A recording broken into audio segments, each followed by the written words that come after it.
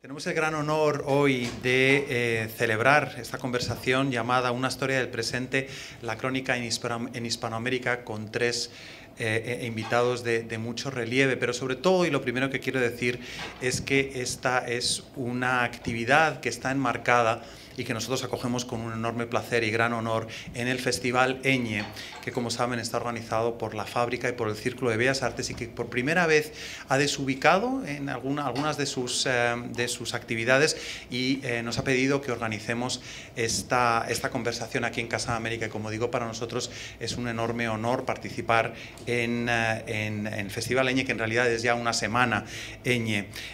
Nosotros somos siempre fieles a la tarea de celebrar y divulgar las letras de Hispanoamérica, y por eso proponemos esta conversación sobre la crónica en Hispanoamérica, con la participación de tres cronistas de gran relieve de la región: María Fernanda Ampuero, ecuatoriana; el escritor y periodista argentino Martín Caparrós y el periodista español Ander Izaguirre.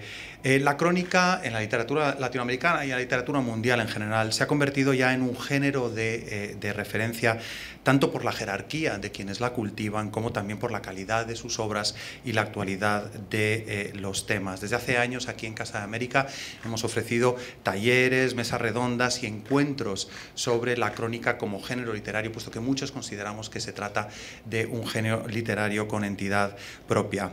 Y queremos subrayar además la contribución de la crónica como un género híbrido de la escritura de la contemporaneidad en un continente, sobre todo en América Latina, en el cual la frontera muchas veces entre realidad y ficción sigue siendo un desafío para autores y para lectores. Antes de empezar, le quiero dar la palabra brevemente a Luis Posada, puesto que le tenemos aquí, que es el director del Festival Eñe, a quien de verdad agradecemos mucho que haya escogido a Casa de América para este encuentro. Muchas gracias. Muchas gracias, Fernando. Muchas gracias a todos por venir, por supuesto a los ponentes por acompañarnos. Desde luego, el honor es para nosotros que la Casa de América forme parte de la programación en este primer año del festival, que lo extendemos más allá, como comentaba Fernando, a otras sedes de Madrid. Teníamos claro que después de 9 años era lo que deberíamos hacer. Las instituciones que durante todo el año trabajan en las letras, que trabajan en la cultura y, como no, también trabajando con el continente americano, con América Latina, era muy importante que sea parte de nuestro festival.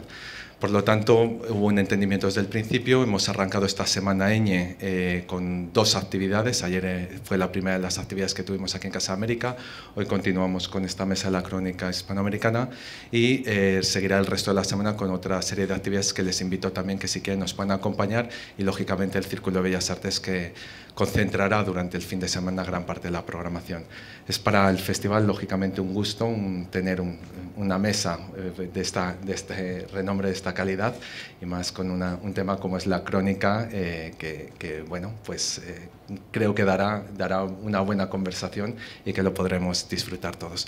Simplemente eso, agradecer nuevamente a la Casa de América, a todo el equipo que hace posible que estemos aquí, y invitarles a que nos acompañen el resto del festival. Un gusto.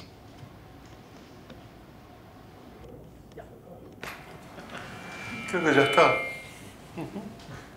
¿Había que hacer algo más? ¿Vas a contar tú algo? No, pero si me han puesto en el centro, por lo menos empiecen ustedes.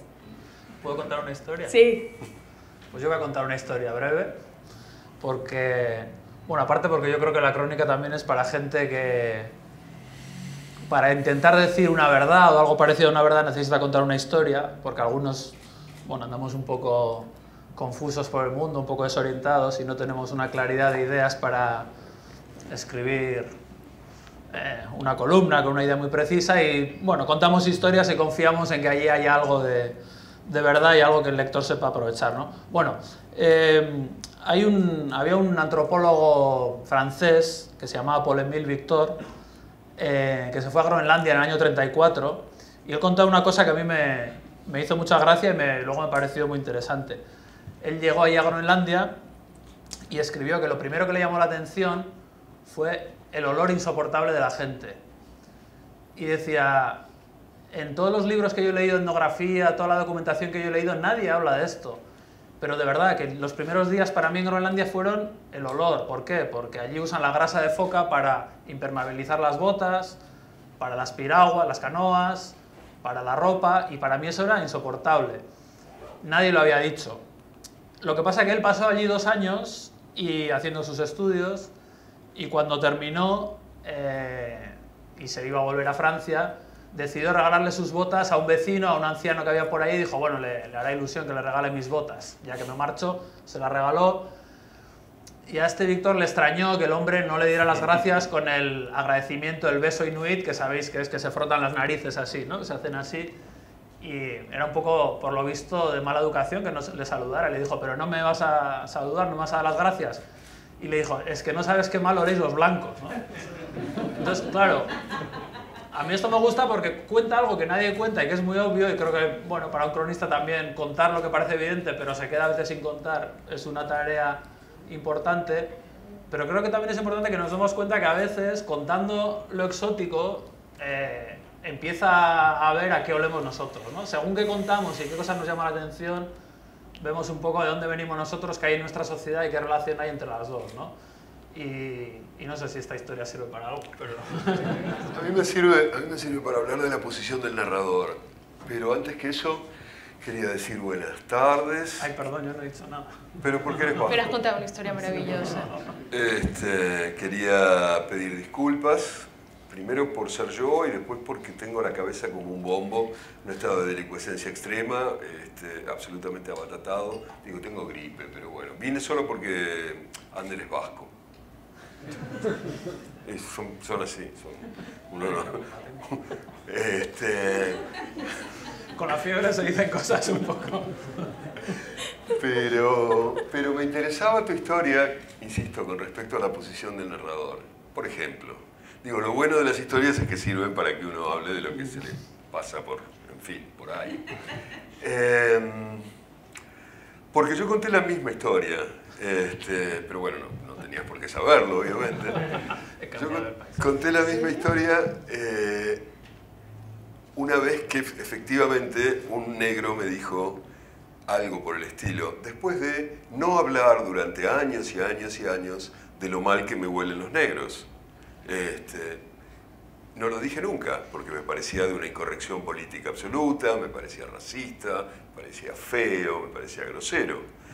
El día que finalmente un negro me dijo, es que los blancos soléis todos a muerto, me tranquilizó.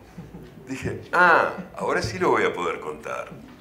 Porque ya era recíproco, ya no había esa posición de supuesta superioridad que tanto tememos.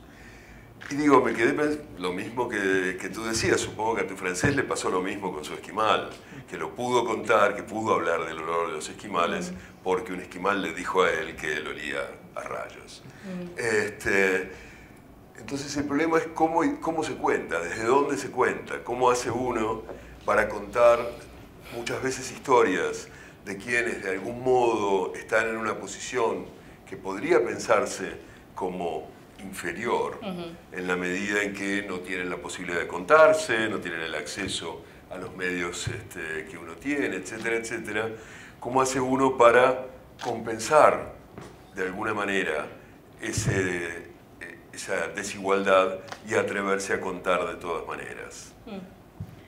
Igual creo que nos hemos saltado un poco Seguro, casi todo. en fin, todo lo que... Pero eso es lo bueno de los olores, que te llevan a lugares que nunca hubieras imaginado. Preguntar a un tal Marcel, un compatriota de franceses. Pero en mi caso, y creo que en el de ustedes también, yo lo que intento al acercarme a cualquier historia es recordar siempre que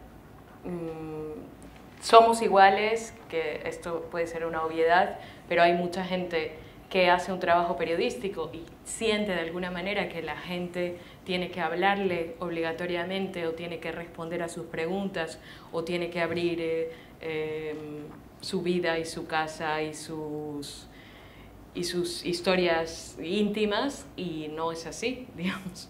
A mí se me acerca alguien a preguntarme y no me siento en la obligación de contestar. Entonces creo que es un trabajo en el que tenemos que pensar siempre que la otra persona que está frente a nosotros es un igual que ponernos en sus zapatos y intentar decir que nosotros le podemos apestar tanto como ellos nos apestan a nosotros. Eso suena horrible, no quise decirlo así, pero estamos personas frente a personas. Creo que quizás es una de las bases de una buena crónica, que no hay lo que decías tú, que no hay una situación ahí de superioridad frente al otro. O sea que yo creo que para conseguir esa... Es lo que dices tú llegas a un sitio, muchas veces los periodistas vamos con prisa, y creo que una de las ventajas de trabajar la crónica como solemos trabajarla, yo al menos soy periodista autónomo, y para mí la ventaja de ser periodista autónomo es que no tengo un jefe y puedo escoger el tema y dedicar el tiempo que quiera, y sobre todo perder el tiempo, que me parece algo muy reivindicable. Porque ¿Autónomo o freelance? Yo digo autónomo y no veo la diferencia, pero bueno. Pero son 300 euros mensuales. No, 270 pago yo. Yo pago 270, que es el mínimo. Sí.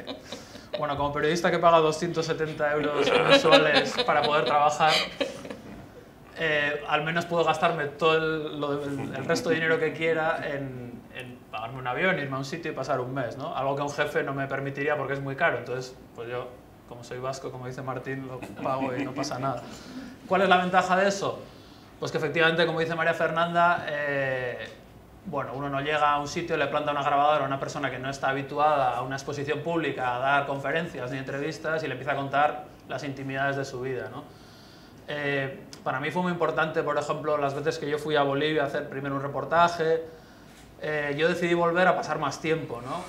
Y a pasar más tiempo con unas familias que viven alrededor de unas minas en el Cerro Rico de Potosí, y bueno, pues porque quería conocer cómo era la cotidianeidad, ¿no? A mí no me gusta hacer entrevistas a la gente, a mí me gusta, bueno, pues acompañarlos en el trabajo, en el día a día, y ver con qué cosas se emocionan, con qué cosas recuerdan otras historias. Y de rebote, sin que fuera mi objetivo, yo fui primero a hacer un reportaje sobre niños que trabajan en las minas, ¿no? Sobre eso ya se ha escrito, hay películas, hay documentales, hay reportajes. Yo había leído eso y vi lo que había ido a ver, ¿no? Y pregunté a la gente sobre cosas sobre las que yo esperaba ciertas respuestas. Pero cuando vuelves a un sitio y efectivamente compartes semanas la vida cotidiana con la gente, pues quizá el primer día no, el segundo no, pero el cuarto ya, una madre que está trabajando al lado de una mina te empieza a contar pues cómo su difunto esposo minero, que hasta ese momento de la historia era una víctima, un pobrecito minero que había muerto por silicosis, por las duras condiciones de vida, resulta que le daba palizas, que ella perdió un hijo cuando está embarazada por una paliza, te empieza a contar toda una serie de un mundo violento muy oculto que yo durante semanas que había estado allí pues apenas había intuido, ¿no? Entonces, ¿cuándo descubres eso? Pues a partir del día en que tu jefe consideraría que estás perdiendo el tiempo, es cuando de verdad empiezas a ver lo que no esperabas ver, ¿no? O sea, primero, nos pasa mucho a los periodistas, ves lo que has ido a ver. Del Inuit tú esperas pues lo que este señor antropólogo esperaba, lo que ya había leído, pues no sé, sus costumbres de caza y cómo hacían las casas y tal. Bueno, lo del olor fue un descubrimiento bastante rápido, pero seguramente en 2 años empezó a conocer otras cosas, ¿no? Por eso creo que la crónica exige tiempo y paciencia, ¿no? Y perder ese tiempo. Y también creo que en el momento en el que tú dijiste antes, ¿no? Vamos a ver algo que creemos que vamos a encontrar, ¿no? Que sabemos.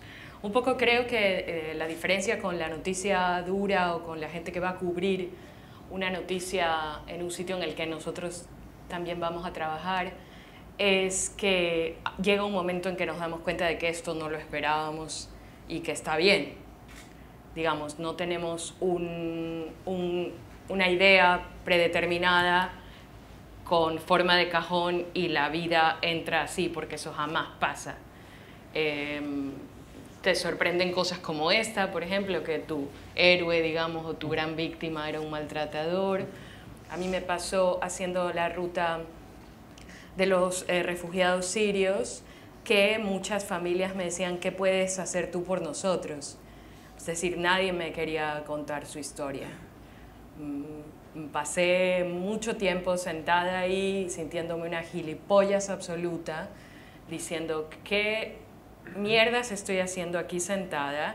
Si de verdad, si lo pienso fríamente, yo no puedo hacer nada por estas personas, no las puedo pasar una frontera, no puedo contar su historia, sí, pero me miraban como, ¿y? O sea, tú estás viendo cómo estoy, yo era ingeniero.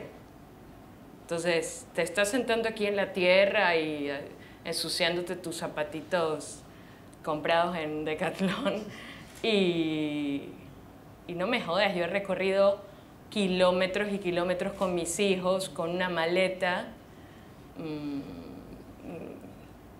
¿Sabes? Encontré hostilidad cuando yo lo que creía era, mi cabeza estaba, víctimas de esta situación tan terrible de los movimientos migratorios internacionales y como esta gran épica de cruzarse Europa tocando puertas que se te van cerrando como si fuera en Alicia en el País de las Maravillas, se te van cerrando Hungría, Serbia, Croacia, y realmente la gente estaba cabreada conmigo, además. Entonces, un poco lo que decías tú también de estar un día otro y siempre ahí viéndote que no fuiste a usufructuar de su historia, creo que lo cambia, no sé. Y ya que estamos hablando de los temas posibles de una crónica, yo diría que no solo son aquellos que aparecen a partir del hecho de que uno tiene tiempo, también por supuesto lo son, sino además aquellos que aparecen a partir de cierta libertad que el periodismo no tiene. O sea, si aquí viene un periodista, pobre de él, ojalá que nunca le suceda, a tener que contar lo que aquí ha pasado, tendría en principio que reproducir algunas de las sandeces que estamos diciendo. En cambio, yo querría creer que si viene un cronista, un soi-disant cronista con la misma intención, haría su historia acerca del hecho de que Patricio Prón ha encontrado por fin a su primo mayor que había perdido hace tanto tiempo, que la semejanza entre ambos es absolutamente choqueante, y a partir de ahí yo creo que hay una historia que se puede contar con total... ¿no? Mírense, véanse.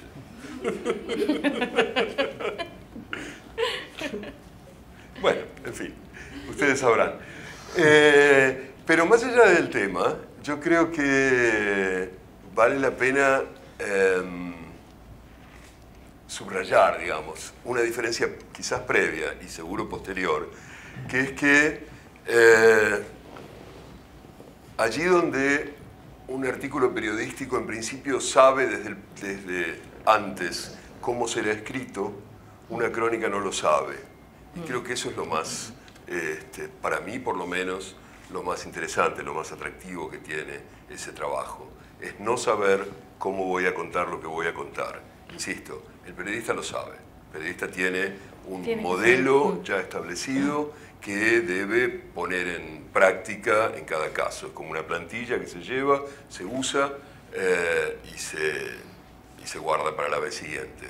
Una buena crónica, en principio, debería encontrar su propia forma y por lo tanto es cada vez enfrentarse a lo relativamente desconocido. Por supuesto, no hay nada que lo sea del todo, pero ya con serlo un poco lo es mucho más que aquello que no lo es en absoluto, con perdón del trabalenguas. Lo que pasa es que las volutas sobre dorados y arañas del lugar me llevan a este débito gongorino que ustedes sabrán. Por favor, disculpar. Gracias.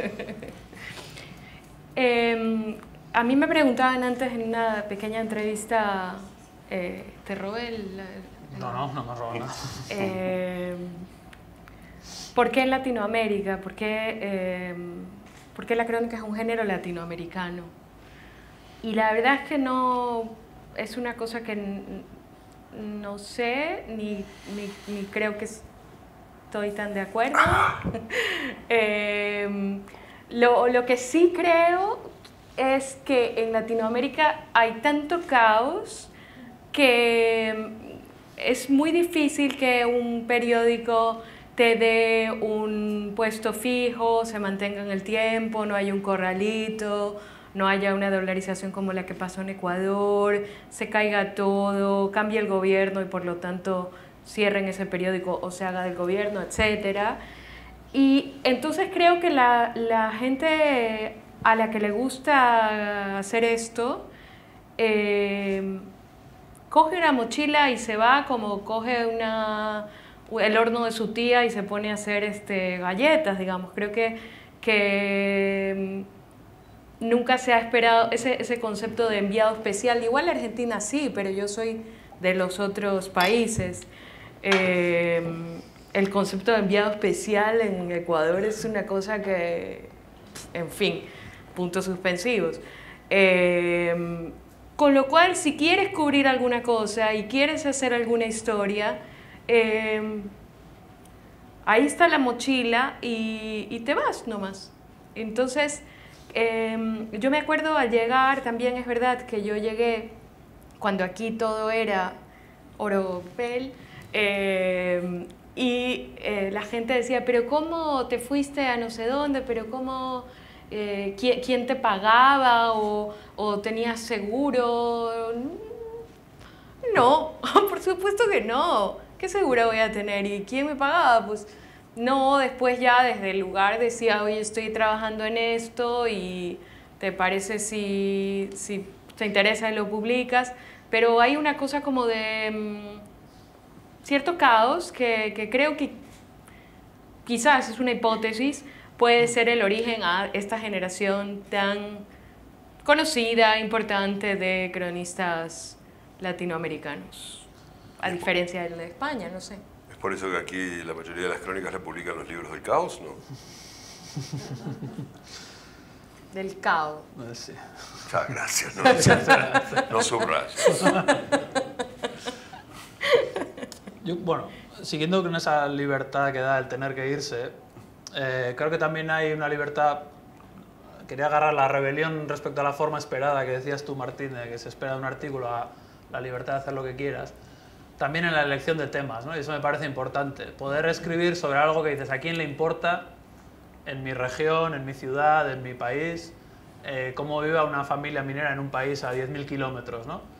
Creo que es un gustazo poder hacer eso y creo que es bueno para una sociedad que haya... Para mí la crónica es una posibilidad de abrirle un ventanuco y que entre un pequeño rayo de otras historias de las que no solemos hablar, ¿no? A mí me parece muy bien que hoy en día estemos hablando todo el día de Cataluña, obviamente, o de lo que toque cada vez, pero me parece que a mí me gusta al abrir un periódico y si en los periódicos no hay sitio, pues ahora en los libros, que veamos también, me parece muy importante que mantengamos la costumbre de abrir un poco la ventana, ¿no? Y mirar qué hay fuera, porque hay modos de vida muy variados, maneras de organizarse variadas, te puedes cuestionar un poco cómo es tu vida aquí y por qué esto tiene que ser así de una manera o de otra, ¿no?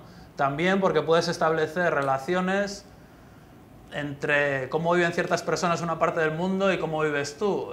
Esto no es fácil de explicar en una columna, por eso decía que a veces los que no sabemos decirlo claro y en poco espacio, necesitamos escribir un reportaje de 200 páginas al que llaman libro, porque tiene tapas duras, pero al final es la crónica la que te permite traer un tema que probablemente no tenga mucho impacto, porque un libro lo va a leer bastante poca gente, pero creo que esa libertad por encima de esos criterios me parece que es algo muy valioso de la crónica, ¿no? Bueno, voy a escribir sobre algo que en teoría a nadie le importa y por lo que nadie me pagaría, pero creo que es necesario por motivos que podríamos ir excavando, pero bueno, sí, para mí es esa ventana, ¿no? La posibilidad de hacer crónica. Confirmar en la práctica la teoría de que a nadie le importa. Sí, no, es cierto, sí. Sí, pero bueno, es el intento, ¿no? Y si no importa, por lo menos que no sea... Bueno, porque... A mí con el libro de Bolivia me pasó una cosa, que es que yo lo tenía atascado durante 7 años y yo recordaba que en el segundo viaje que hice a Bolivia escribí en mi blog, cuando había blogs, que no era otra época, sí. Escribí un post... Ahí te delataste sí, en edad y en todo. ¿Por qué ahora todos dicen eso cuando había blogs? Jo, yo me lo pasaba. Yo sé que, sí. que ya no hay, pero ¿por qué dejó de haber blogs? Eso Sí. me parece... Sí. ¿Qué pasó con los blogs? Está de modé. Pero de modé como el pádel, ¿qué quiere decir de modé? O sea, ¿por qué las cosas son modé Yo no o sé de si modé? nos ha chupado otras formas mucho más breves y rápidas y la gente no para, hay que poner frases destacadas en negrita en cada párrafo porque si no, no te leen. Y linkear. Bueno, pues nos hemos ido rindiendo a eso o yéndonos a formatos más largos o más breves, no lo sé, no tengo ni idea, estoy hablando como si tuviera fiebre. Ah, No, sí. gracias. somos dos. Entonces, cuando escribías en tu blog... No, que escribí una entrada en mi blog en la que anoté simplemente las cosas terribles que yo estaba empezando a ver de violencia en esas familias, de las que yo no había leído en libros, en reportajes. Digo, esto no está contado, y terminaba con una frase un poco pomposa diciendo, bueno, estas son historias urgentes que hay que contar, ¿no? Y claro, yo luego tardé 7 años en sacar el libro, entonces siempre tenía ahí ese... A veces dije, voy a borrar esta entrada porque me da vergüenza, ¿no?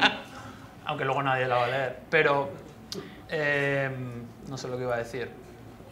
¿Alguna vez sucedió lo contrario? No sé lo que iba a decir, bueno, me vendrá ahora y volveré. Pero es interesante que decíamos que no le interesa a nadie, ¿no? Sí. Pero resulta que el libro de Ander sobre ciclismo, o sea, a mí el deporte no me interesa en lo más mínimo, y el ciclismo creo que está como en, o sea, si hay 100 deportes, el 99 podría ser el ciclismo. ¿El 100 cuál sería? Lo de las motos. Que encima molesta porque es ruidoso. O sea, por lo menos la bici no hace ruido. Eso te crees tú. Y resulta que Libros del Caos publicaron esta crónica deliciosa de Ander sobre el ciclismo. Y bueno, hay una historia personal que no les voy a contar porque yo soy muy cerrada a mí misma y muy tímida. Pero el libro estaba en mi casa y entonces lo leí. Y descubrí que casi cualquier cosa te puede interesar. Esto aquí, amigo, es un piropo. Sí, está bien contada. Cosa que ya había empezado a sospechar con las crónicas de Guy Talí sobre el box, por ejemplo, que el boxeo está en el 97, espacio 97, por ejemplo, en mi vida. Y ya había empezado a adivinar que una cosa que aparentemente no me interesa tiene un vínculo conmigo y mi realidad y mi vida cuando encuentro en esa situación, en ese deporte, en esa manera de ganarse la vida o perderla, algo que se conecta conmigo. Entonces, creo, de las crónicas que les he leído aquí a mis dos compañeros de mesa, creo que todos los temas aparentemente distantes, que aparentemente no me interesan, encuentran una forma de llegar a mí como lectora por esa humanidad. Y creo que esa humanidad solo se encuentra vinculado a lo que decían ustedes antes, con estar tiempo con la gente, con apestarle y apestarte y saber a qué huelen, ¿no? Y poder saber a qué huele su casa y a qué huele lo que come y empezar a oler tú también así porque estás comiendo eso mismo. ¿Me fui muy al diablo o qué? No, yo solo quería preguntar ¿para qué sirve, no? O sea, está flotando un poco esta bueno, pregunta. Claro. Algo que yo sé que yo publico un libro después de 7 años que sé que va a tener... ¿Puedo? ¿También con Libros del Caos? Sí. ¿Puedo? Sí. No, a ver, yo... esto que tú decías recién, María Fernanda, yo suelo plantearlo como criterio. Quiero decir, cuando veo que me he pasado ya muchas páginas leyendo algo sobre un tema que no me interesa en absoluto, me parece el criterio más innegable para definir que es un buen texto, que es una buena crónica. Y me pasa con alguna frecuencia. Digo, uno lee sobre cosas que realmente no le importan de ninguna manera y sin embargo sigue adelante. Y un momento en el cual yo debería echar mano a la fiebre para tener un paréntesis de inmodestia y coquetería. Acabo de publicar, o me acaban de publicar, un libro que se llama Larga Distancia, lo acaba de sacar Malpaso estos días, y son crónicas publicadas por primera vez en libro hace 25 años. Hicieron una edición disque conmemorativa de esos 25 años que hace que fue publicado el libro. Obviamente, el contexto de las historias, la caída de la Unión Soviética, ya no es algo que nos sorprenda mucho.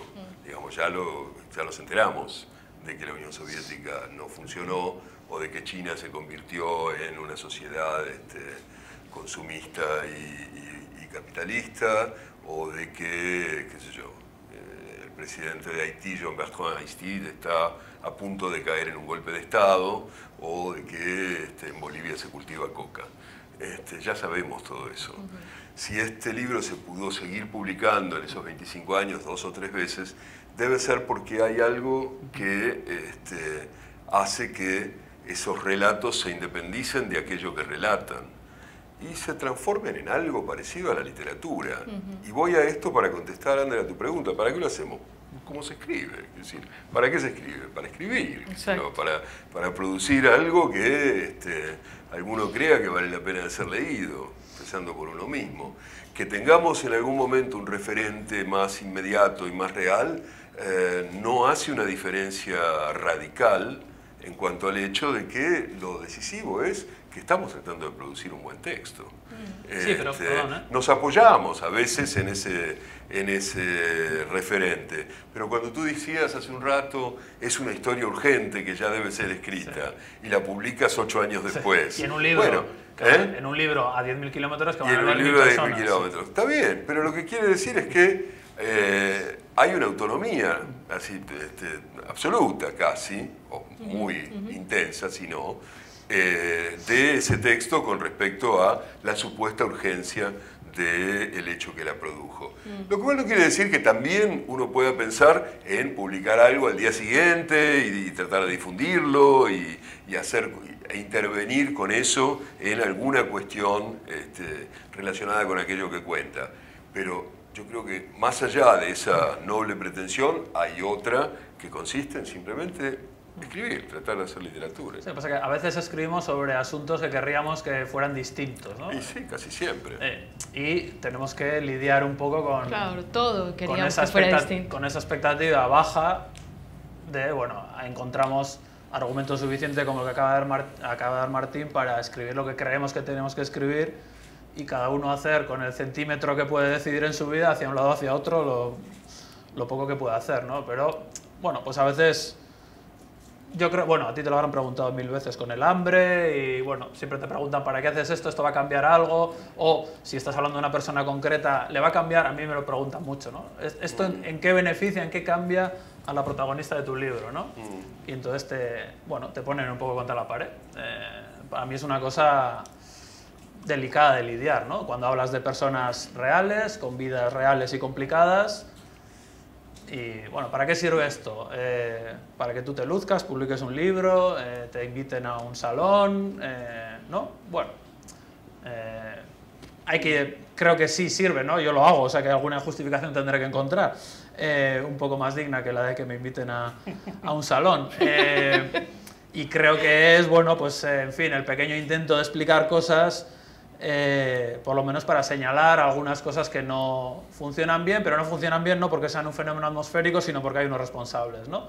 Y que si hay una niña de 14 años entrando a una mina es porque alguien saca beneficio y porque se han tomado ciertas decisiones políticas, económicas, y para eso, pues bueno, es una explicación, puede ser 200 páginas, así que por eso llegamos al libro. Y al final, ¿qué pasa? Que un libro lo van a comprar 1000 personas, al menos los míos, entonces...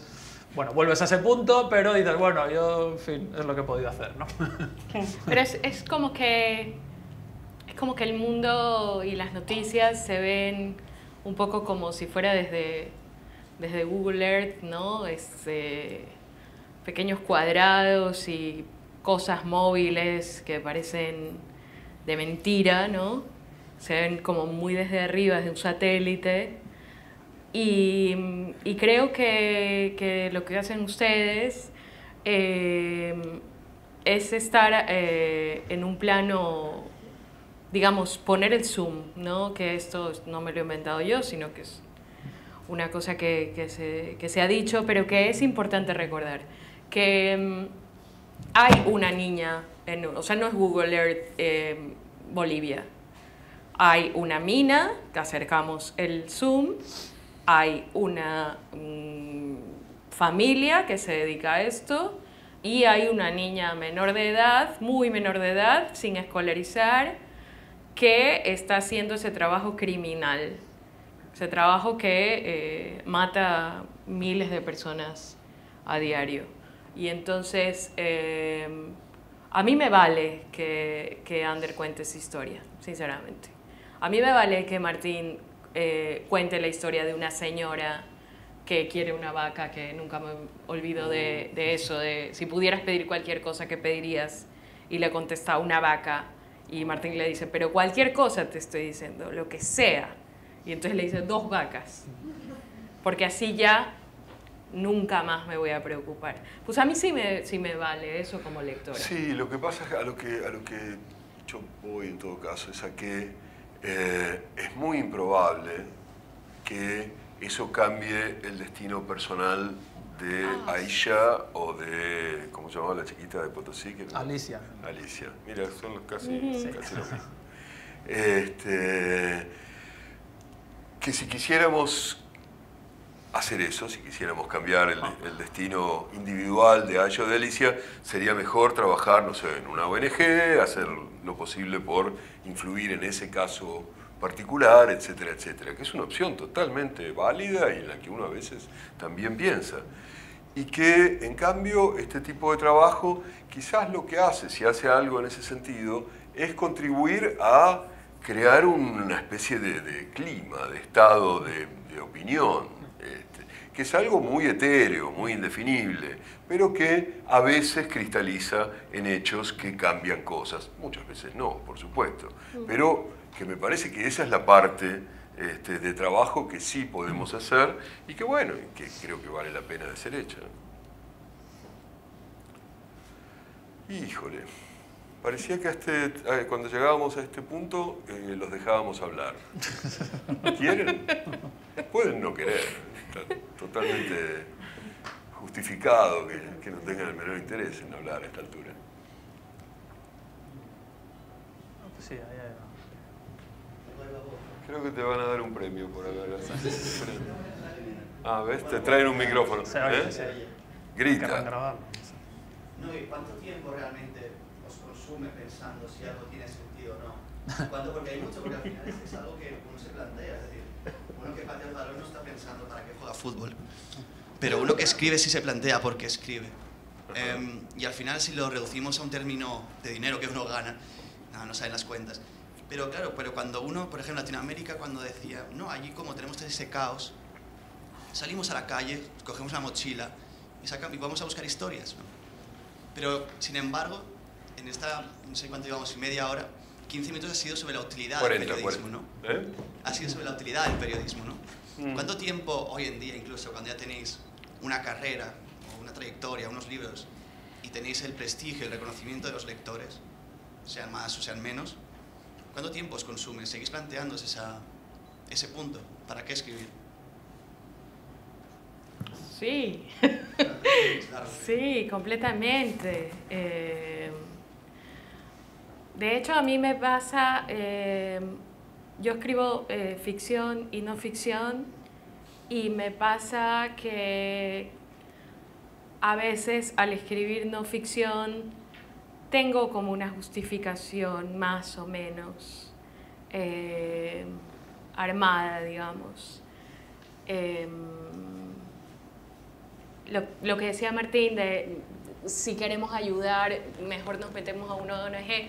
Bueno, quizás hay gente que colabora más con ciertas ONGs después de leer ciertas cosas que los cronistas han contado, ¿sabes? Sobre la ablación o la falta de agua o sobre el trabajo infantil.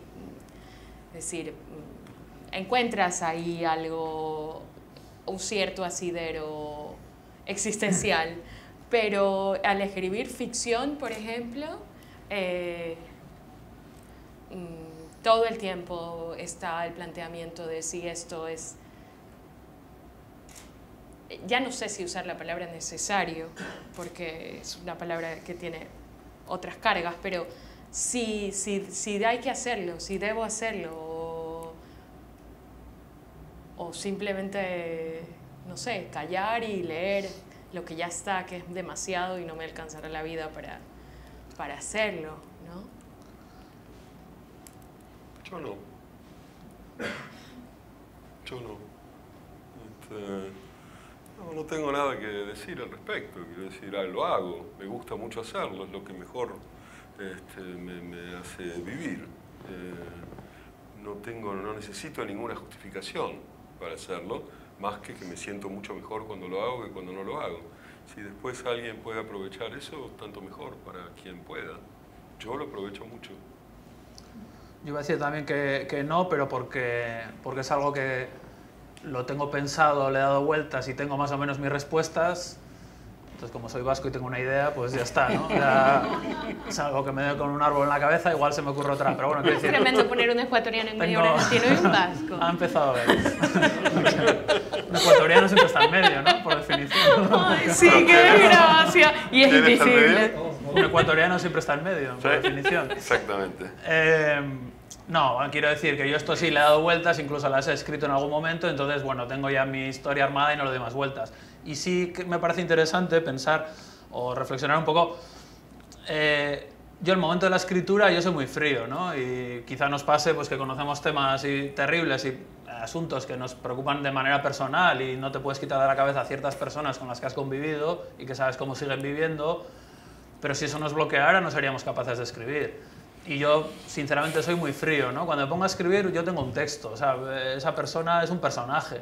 Luego cierras el libro, es muy curioso, porque a mí esto me sigue... Bueno, cierras el libro y el personaje sigue siendo persona, y la protagonista del libro, pues últimamente ha tenido noticias muy importantes en su vida, que no están ya en el libro porque el libro se acabó, y tú tienes otro tipo de relación. O sea, que ahí hay un juego que es complejo, pero a la hora de escribir yo también lo tengo claro, ¿no? O sea, yo estoy delante del ordenador, no paso tiempo pensando para qué hago esto, bueno, entre otras cosas porque no sé hacer otra cosa, no, la verdad, o sea, yo me dedico a esto y, bueno, las explicaciones que ha dado Martín me sirven, ¿no? También son mías.